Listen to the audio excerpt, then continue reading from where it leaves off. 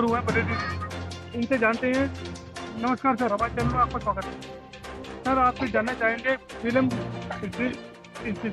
में आप कब से ज्वाइन करा, आपने कब से अपनी शुरुआत करी?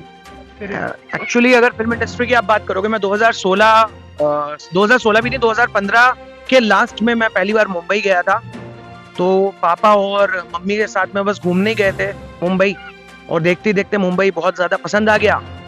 एंड जब मैं अपने स्कूल डेज में था, तो मतलब स्कूल डेज में मुझे बचपन से ही वो जो ड्रामा होते हैं, स्टेज प्रोग्राम होते हैं, हर जगह मुझे मतलब मैं पार्टिसिपेट करता रहता था। हर समय मुझे मतलब टीचर्स जो आर्ट्स के टीचर होते थे, तो सभी मुझे कॉल करते थे, म्यूजिक टीचर मुझे स्पेशली बुलाते थे।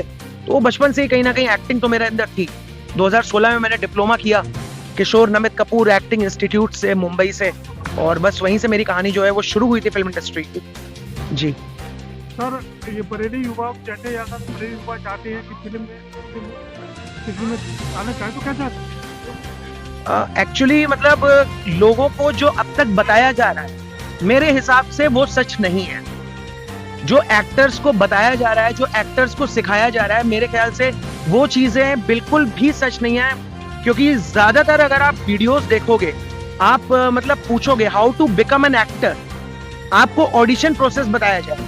अब एक एक्टर कितनी जगहों पे जाके ऑडिशन दे रहा है, कितने प्रोडक्शंस को ऑडिशन दे रहा है, और उनमें से कितने प्रोडक्शन या कितनी जगह मतलब जेन्युइन है। एक्चुअली होता क्या है कि फ्रॉड जगह पे अगर आप ऑडिशन देते हो तो वो आपसे रुपए भी लेते हैं, प्लस आपको काम भी नहीं देते। तो ऐसे ऐसे करके हमारे काफी युवाओं के कहीं 5,000, कहीं 10,000, कहीं 20, कहीं लाखों रुपए किसी के मतलब खर्च हो जाते हैं। तो मेरे कहने का मतलब है कि अगर आपको एक्टर बनना है तो पहली चीज आप एक प्रोडक्शन हाउस मतलब स्पेसिफिकली डिसाइड करिए कि आपको यहाँ ऑडिशन देना है। इंसान को पता होना चाहिए कि उसको क्या करना है। जैसे मैंने अभी कुछ गाने करे हैं, एक मेरा सॉन्ग आया है सिलबट्टा, रेणुका पवार का सॉन्ग है, अंजलि राघव उसमें हीरोइन है। उसमें मैंने एज ए लीड काम किया है, लेकिन उस छवि को ध्यान रखते हुए मैंने काम किया है, क्योंकि मुझे पता है मेरी 6 पैक एब्स तो है नहीं भाई, सिंपल सी बात है। तो मैं गोविंदा टाइप का ही कोई रोल मैं कर सकता हूँ, और जो मतलब मुझ पर सूट करेगा। तो मतलब ये चीजें इंसान को पता होनी चाहिए कि वो किस लिए बना है, वो क्या काम कर सकता है, उसकी काबिलियत क्या है। तो मुझे मेरे डायरेक्टर के थ्रू ये चीजें पता लगी कि मैं कॉमेडियन बहुत अच्छा हूँ। तो मैंने जो मतलब वेब सीरीज में काम किया वो एज अ कॉमेडियन किया, और जो मतलब मेरे बैनर के अंडर जो गाने बने वो एज एन लीड भी अगर मैंने काम किया तो वहां भी मैंने कॉमेडी करी। तो मतलब आपको पता होना चाहिए कि आपको क्या करना है, उस हिसाब से आप अपना प्रोडक्शन हाउस डिसाइड करिए। जैसे यशराज है, वो बहुत सीरियस फिल्म बनाते हैं, डेविड धवन है, बड़े बड़े प्रोडक्शन हाउसेज हैं, ये कॉमेडी फिल्म बनाते हैं। तो मतलब आपको जिस हिसाब का काम चाहिए आप डिसाइड करके वहां मेल पे जो कास्टिंग एजेंसीज होती हैं उनके मेल पे आप अपनी प्रोफाइल फॉरवर्ड करिए, और धीरे धीरे करके कहीं ना कहीं मैं इसमें भोलेनाथ महादेव का भी साथ बहुत ज्यादा चाहिए होता है। जो मैं बोलता हूँ कि हाँ मुझे बहुत साथ मिला, शायद पूजा पाठ जो थी वो सफल हुई। तो ऐसे ही करके धीरे धीरे करके बहुत सारी चीजें होती हैं जिसकी वजह से ये चीजें पॉसिबल हो पाती हैं। लेकिन अगर आप मुझसे ये कहोगे कि डायरेक्ट ऑडिशन देके आप एक्टर बन जाओगे, तो आई थिंक ये प्रोसेस बहुत ही ज्यादा मतलब एक टफ प्रोसेस है। मैं नामुमकिन भी नहीं कहूंगा, लेकिन ये बहुत टफ प्रोसेस है, क्योंकि ऐसा लाखों में मेरे ख्याल से 10 या 15 लोगों के साथ होता होगा कि आप डायरेक्ट देके ऑडिशन नाइट मतलब ओवरनाइट सुपरस्टार बन गए, जैसे शाहरुख बने थे 1992 में फिल्म दीवाना के बाद में। यस। बरेली की युवा के लिए क्या संदेश आपका? बरेली के लड़कों में कोई कमी नहीं है, पहली चीज तो मैं ये बोलना चाहूंगा। और बरेली की जो डेवलपमेंट की स्पीड है, तो वो भी हमारी उत्तर प्रदेश सरकार बहुत अच्छे से डेवलपमेंट कर रही है। मैं किसी नेता का नाम नहीं लूंगा, यूपी गवर्नमेंट बहुत अच्छे से कर रही है। तो अब लग रहा है मतलब काम हर क्षेत्र में। बरेली में तो कला की कमी है ही नहीं। दिशा सालियान भी बरेली से ही है, प्रियंका चोपड़ा भी बरेली से ही है, और एक से बढ़कर एक कलाकार हैं। और बरेली के लड़के भी बहुत वहाँ पे फिल्म इंडस्ट्री में काम कर रहे हैं। लखनऊ के बहुत लड़के फिल्म इंडस्ट्री में काम कर रहे हैं। उत्तर प्रदेश में भी अब योगी आदित्यनाथ जी का ऐलान था कि ये नोएडा फिल्म सिटी शुरू होने वाली है।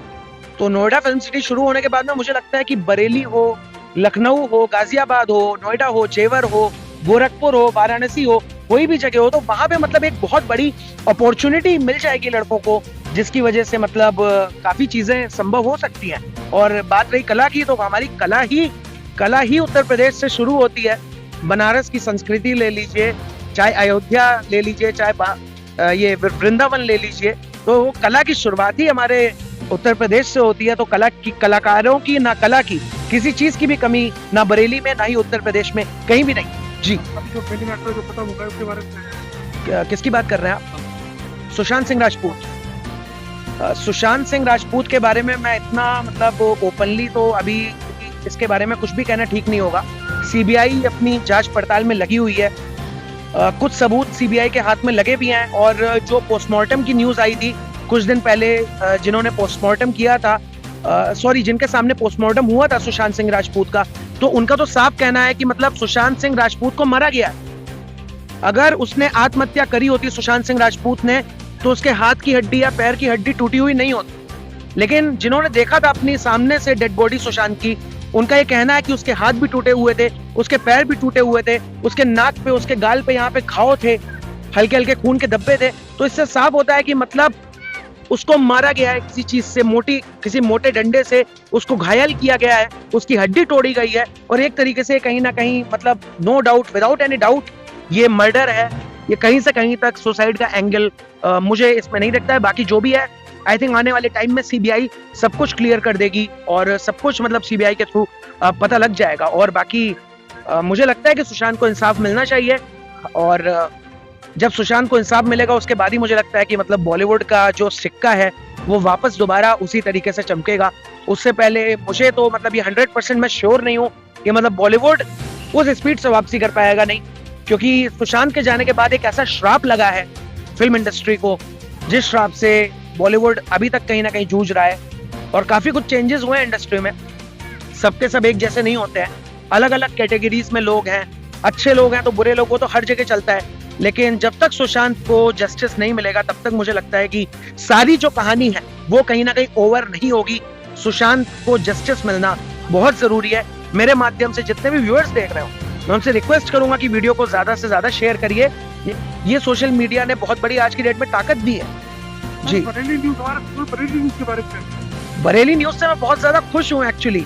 ये हमारे लकी भाई ने एक ऐसा काम किया है, और हमारे अमरजीत भाई ने मतलब जो आप इतने समय से जो आप जुझारू पत्रकारिता कर रहे हैं, चाहे वो प्रोटेस्ट हो, चाहे वो कचहरी के सामने की वारदातें हो बरेली में, मतलब मैं एक्चुअली हूँ फिल्म इंडस्ट्री से, लेकिन अगर आप मेरा एक ऑन एवरेज देखेंगे तो 15 दिन मेरे बरेली में रहता हूँ मैं, और 15 दिन मैं मुंबई में रहता हूँ। मेरा जब सिर्फ शूटिंग होती है, जब मुझे कोई काम होता है, मैं तभी मुंबई जाता हूँ, बाकी टाइम मैं टोटल यहीं बरेली रहता हूँ। तो मतलब जो मैंने आपका देखा है जुझारूपना पत्रकारिता में, और जो लकी जी की और बरेली न्यूज की जो क्रिएटिव सोच है, जो मतलब एक क्रिएटिवनेस है।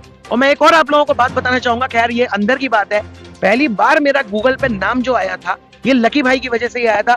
लकी भाई ने ये एक डोमेन बनाया था वेबसाइट, उसके थ्रू मेरा नाम पहली बार पड़ा था, और लकी भाई के डालने के बाद में फिर इंडस्ट्री में काम कर करके अपनी मेहनत से वो तो नाम आता गया मेरा गूगल पे, शिखर श्रेहान अगर आप सर्च करेंगे। तो मैं यही कहना चाहूंगा कि मतलब आप लोगों के पास एक अलग क्रिएटिविटी है। लकी भाई जानते हैं चीजों को कैसे डिजाइन करना है, कैसे क्रिएटिव रहना है। पत्रकारिता आप जानते हो, डरते आप अमरजीत भाई किसी से भी नहीं हो। तो कहने की बात यही है कि बरेली न्यूज मुझे लगता है आने वाले टाइम में बहुत तरक्की करेगा, लेकिन शर्त एक है, अगर आप सच्ची खबरें दिखाएं, सच्ची न्यूज दिखाएं, सच्चाई दिखाएं लोगों को, तभी ये हम लोग मतलब जागरूक हो सकते हैं, आगे बढ़ सकते हैं, अन्यथा नहीं। और बाकी आपने एक सवाल मुझसे पूछा था, तो मेरे माइंड में अचानक से वो स्ट्राइक किया, मुझे इसका एक बार फिर से जवाब दे देना चाहिए। अगर किसी को भी लगता है कि वो एक्टर बनना चाहता है तो कोई भी एक्टर बन सकता है, लेकिन आप लोग अपने साथ धोखा कभी मत करिएगा। अगर आपकी हाइट कम है और आप उसके बाद भी सोच रहे हो कि मैं 6 पैक एब्स 6 फुटिया एक्टर बन जाऊंगा, तो वो गलत है। अगर आपकी हाइट ज्यादा है, 6 पैक एब्स है, आप सोच रहे हो कि मैं कॉमेडी करूंगा, कॉमेडियन बनूंगा, वो चीज भी गलत है। आप अपनी अपनी कैटेगरी चुनिए, अपने लुक के हिसाब से अपना जोन चुनिए। और स्टैंड अप कॉमेडी की बात है, वो एक ऐसी चीज है जो कोई भी कर सकता है, वरना आप अपना जोन चुन के आप उस कास्टिंग एजेंसी को स्पेशली आप कांटेक्ट करिए, नंबर निकालिए। लिंक्स एंड कांटेक्ट, इन दो चीजों की वजह से काम मिलता है इंडस्ट्री में। फालतूगिरी में ऑडिशन मत दीजिए, अपना समय बर्बाद मत करिए। जो काम करना है सिस्टम के ढंग से, सिस्टमैटिक तरीके से करिए। तो मुझे लगता है कि जो भी एक्टर बनना चाहता है, जो भी सिंगर बनना चाहता है, जो भी डांसर बनना चाहता है, या यूट्यूबर आप बनना चाहते हैं, जो भी काम आप ईमानदारी से करेंगे, सिस्टम से करेंगे, मुझे लगता है इंसान कभी भी मात नहीं खा सकता। और मैं महादेव का पुजारी हूँ, ये आप टैटू देख सकते हैं मेरे हाथ पे, तो ये भोलेनाथ की मैं पूजा बचपन से करते आया हूँ। तो कहीं ना कहीं जिसको लोग किस्मत का नाम दे देते हैं, मैंने उसी चीज को महादेव के आशीर्वाद का नाम दिया है।